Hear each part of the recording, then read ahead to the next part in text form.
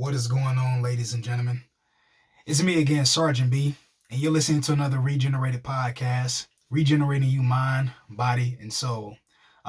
First off, I want to thank everybody who's been listening, who's been supporting, who's been giving me their love week in and week out with this podcast. For those of you that don't know, I've been doing this podcast for about 6 months, and the feedback that I've gotten from my loved ones, outstanding. For everybody that's been on the show, thank you. And we just going all the way up in 2021. This is my first time doing the YouTube video and recording on my podcast all at the same time. So if you see me look down from time to time, I'm looking at my notes. I want to be able to make sure that I'm focused, and I don't want you to miss this.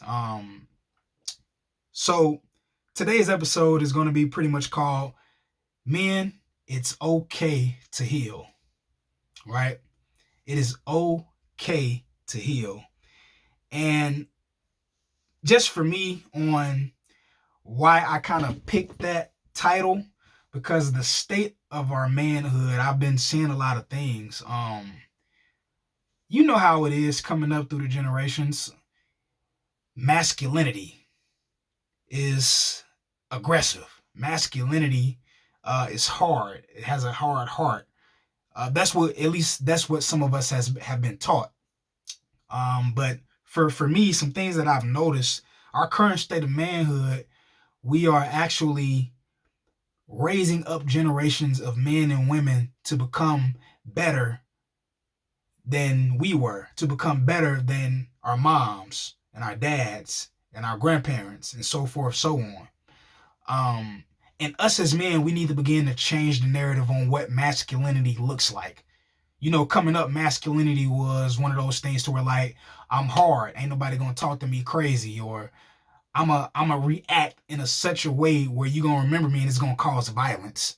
At least I can't speak for you. That's on how I grew up, right? Everything was so hard, right? So that's just one of the things for that. Just like, we don't have to do what our fathers did. We don't have to act, speak, think the way we've been taught, because not necessarily sometimes when we were taught, not necessarily those things were good for us. It's just what all those individuals had. That's all our parents had on what they were taught from our great-grandparents and our grandparents. That's all they got. And so they learn that, and so they teach us. My goal is, fellas, I want us to be able to change the narrative. That's all I want. Change the narrative of what masculinity looks like, what manhood really looks like. I want to. That's just what it is. I've seen just in my own personal life to where I feel like I wasn't good enough. I feel like that maybe I should act a certain way or be a certain way. You know, little man syndrome, right? Y'all know a little man syndrome. It used to be called, I think, the Napoleon effect. It's pretty much a little man who feels inadequate about himself, and so he acts out in such a way in order to make up or compensate for that physical feature or attitude that he think what a man is. It's pretty much what little man syndrome is. And you don't have to be short to have little man syndrome, just by the way, fellas. You don't have to. Some of us are working good jobs. Some of us are raising our children. Some of us are getting into the business. Brothers, we are on our grind. And not just the ones who just do it for the gram or just kind of do it for the social media, but those brothers day in and day out, getting it in, waking up early, going to sleep.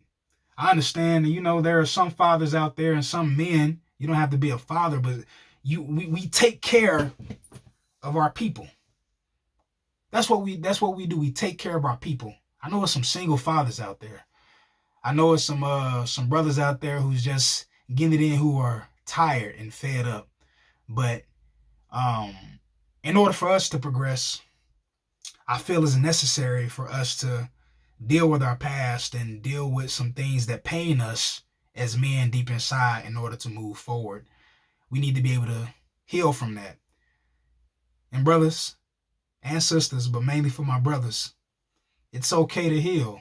It's okay to actually do that. And so in this episode, I want to talk about my transparent moments with you and talk about some things that affected me as a child and some things that I'm healing from right now. I'm getting ready to be 33 years old. And I'm just now reaching a point in my life to where, like, I recognize it. Now that I recognize it, I'm healing from it. So there's no time limit on how healing looks like. Healing looks like for me what it looks like. And brothers, that may look like a total different thing for you. So I just want to be transparent with you all. Some things that I had to heal from personally. I'm not even gonna lie to you. I used to think that I was not good enough.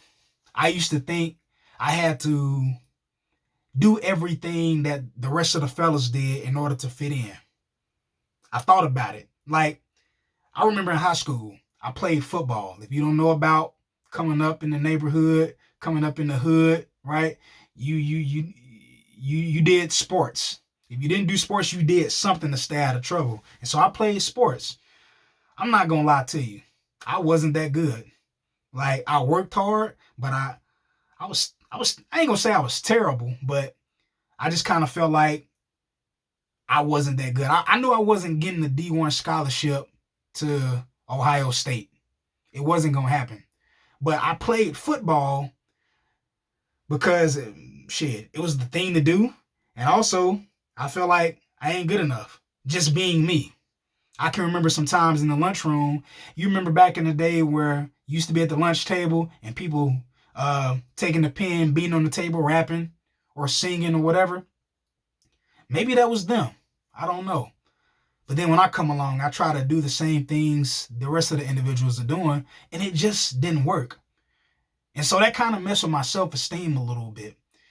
My self-esteem was at an all-time low. I didn't think I was handsome. I didn't think I looked good enough. I didn't think I was smart enough. I always battled with that thing within my head to say, hey man, you ain't never going to amount to this person. Or you'll never be able to do that. Even though I had loving parents to actually say, hey Marcus, whatever you put your mind to, you can achieve it. Hey Marcus, you handsome. You have a great personality. You this, you that, like speaking the world of me. So I'm not even going to sit in front and lie to you like my parents didn't do that for me. Even though they had their own demons, even though they had their own struggles that they went through, I can't remember a time to where my parents downplayed me. Some of us brothers, well, I remember a few times, but I'm going to get into that. It's just how I took it, ladies and gentlemen. It's just how I took it. But I'll tell that story in a minute. Fellas, some of us didn't have that when we grew up. Men, some of us didn't have that nurturing love coming up. And if we did, it was so bad, or the situation was so bad that it hardened our hearts. But fellas, it's okay to heal. I felt like I wasn't worthy. You ever felt like you just couldn't amount to anything? Like you weren't worthy for that promotion, or you wasn't worthy to be with that girl, or you wasn't worthy to have kids. You wasn't worthy to drive a nice car. You wasn't worthy to start your own business. Yo, like we need to be able to change that in our thinking. Like hit the reset button and start over if some of us are thinking like that. That's one thing I'm healing from now. As you say, now I feel like I'm at a point in my life to where I feel good about myself. I'm at a point in my life to where if I have something in my mind and I feel like I need to do it, I feel like I can accomplish that goal. And if I look back 10, 15 years ago, the answers was inside of me the whole time. Everything was inside of me the whole time. And so I've always been this way. It's just me believing it. Like you will never be who you are if you don't believe it yourself. And for the longest time, I didn't believe I was worthy for a lot of things. I act the part and I put on a mask when I go outside, people will see me smiling. Everybody see Marcus is just a happy-go-lucky person. Everything is going good for him, but really deep inside, I was hurting. Really deep inside, I didn't know who I was. Deep inside, I felt unworthy. And like I told you a few minutes ago, like I'm at a point now to where I'm just now starting to walk and be and feel and know and do who I really am as a man. And fellas, you can do the same thing. Women, you can do the same thing. Like another thing for me coming up that I'm healing from my past is not loving the skin that I'm in. For those of you that have listened to the podcast in previous episodes, you know that I was a big guy. You know that I'm gonna say probably around high school, I was probably around 250, somewhere around there, 250, somewhere around there. And so I just ate. I ate. I got big. And so I wasn't happy with the skin I was in. I thought I was too fat.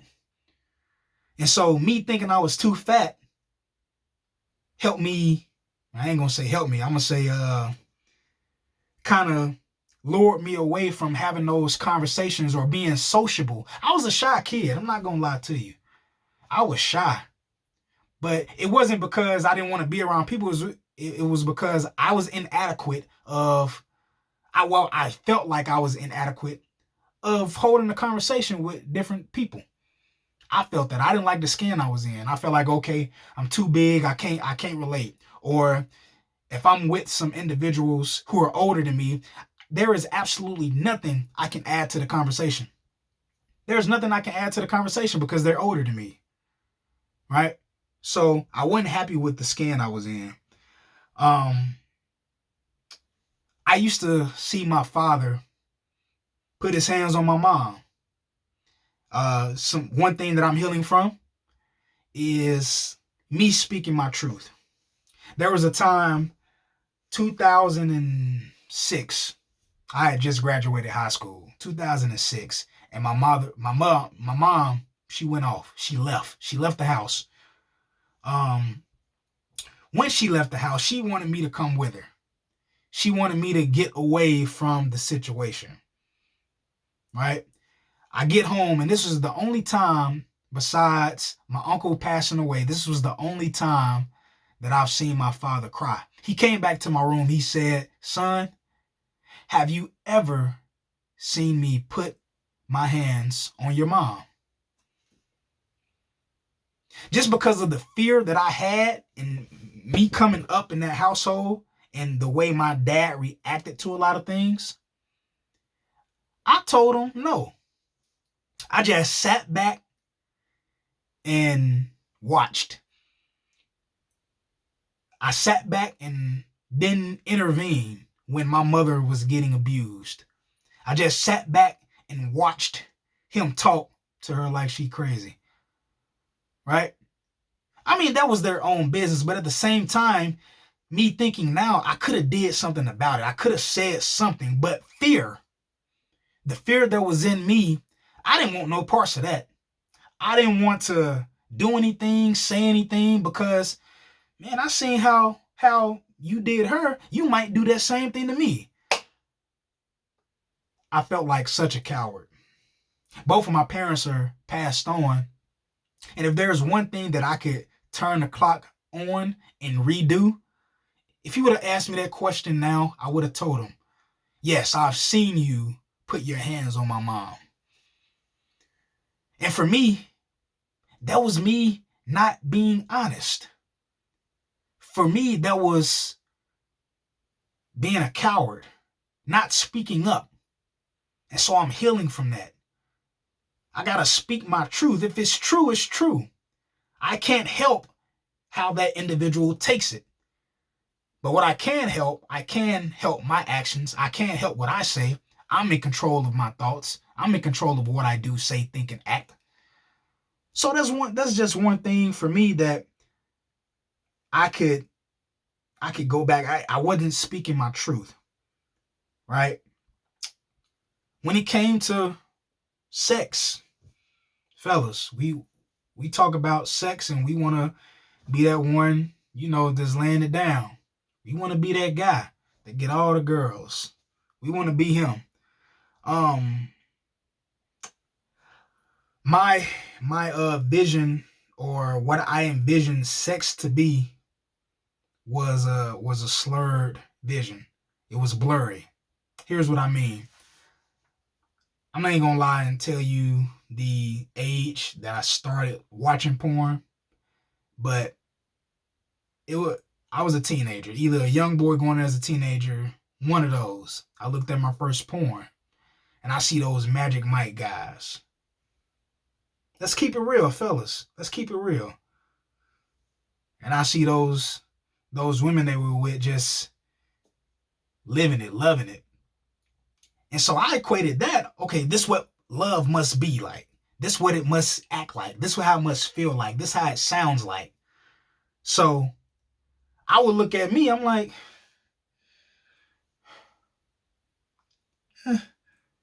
I ain't no Magic Mike, but I don't think I can add up. I'm just keeping it real with y'all, being transparent.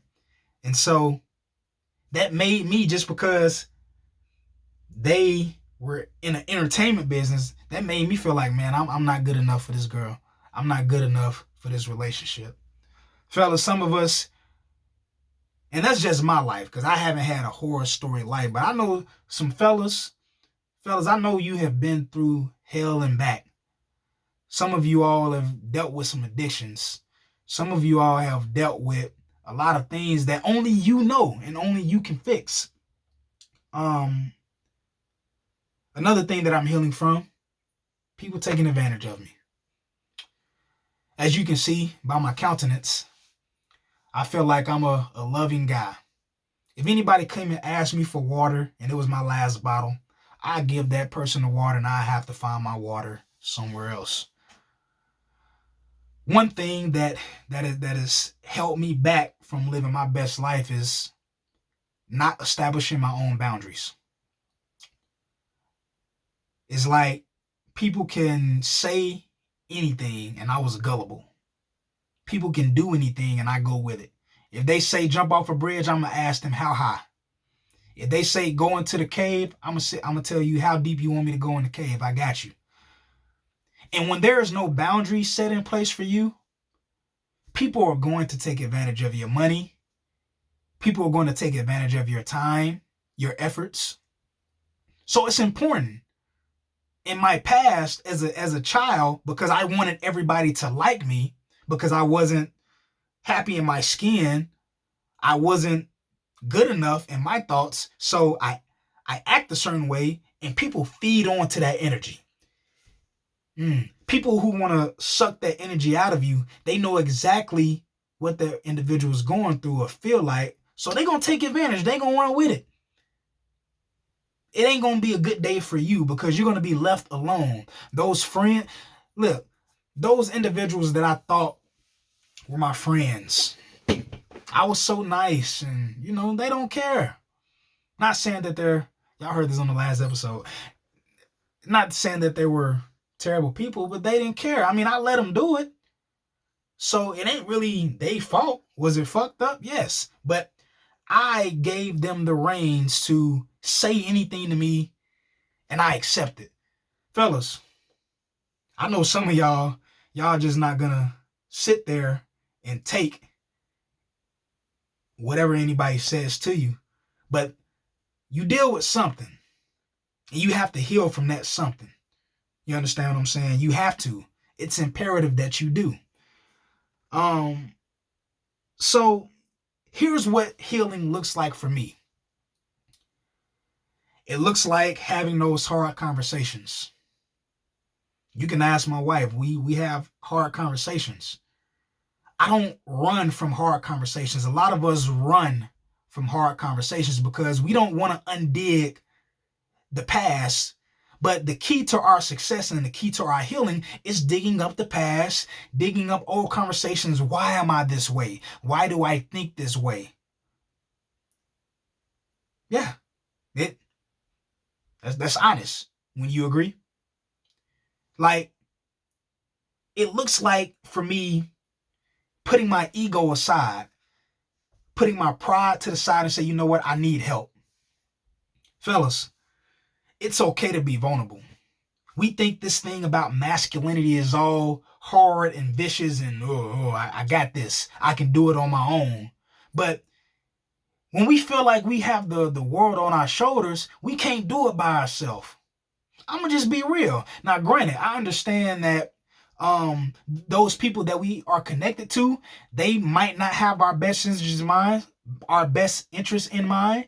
We need to be able to recognize they mean no good for us, but those people who truly care about us, we shun them off because we angry. We block those relationships off because we don't want to deal with it. We cut those bridges because we don't want to. We have that little man syndrome. We have the little man syndrome, right? We act a certain way because the lack thereof. But fellas, we don't have to do that. We don't have to stand in by this thing by ourselves. We don't. We might think because our dads did it and our grandfathers did it, like we had to build a farm, we had to raise the crop, we had to do everything on our back and the women just do it. But no, we have help. Some of us have good women in our lives and we let those good women run the hell away from us. Why? Because we're not dealing with our stuff. We're not dealing with our issues that's making the relationship go south. As men, we need to take responsibility and figure out some way, somehow, that we can be able to make this thing happen. We got to be able to make this thing happen day in, day out. Another thing, what it looks like for me is now speaking my truth. The more that you speak your truth, the more confidence you have. For me, I can't speak for you, but this is just a transparent moment with you that you can be able to take. Like me speaking my truth, me using my throat chakra and just saying what's on my heart, saying what's on my mind and not caring about how anybody else takes it. Now, I'm not saying I'm going to disrespect anybody, but what I'm saying is I don't need to stand by like I stood by when my father asked me, have I seen my mom get hit? I no longer want to be a bystander, right? My truth can set somebody else free. It's not only setting me free, but my truth can set somebody else free or even begin to think, man, I'm not alone. I am not by myself in this. Another thing that for me, what it looks like for me, it looks like not stressing. If you listen to the past episodes, you know that I've been in therapy. The first time I went to therapy, I'm not going to lie, I only did it just to check the block. I only did it just to say I did it. But it wasn't until I started doing the work. Now, I still have a long way to go, but my progress is tangible. I can feel that. I can feel that progress. I go to therapy. Fellas, we can't drink it away. We can't sex it away. Sex feels good, don't get me wrong. It's great. But the right context, we just can't go smashing just because we hurt. We need to figure out why we hurt. Right? That's another story for a whole nother day. We need to be able to find a hobby. Do something productive.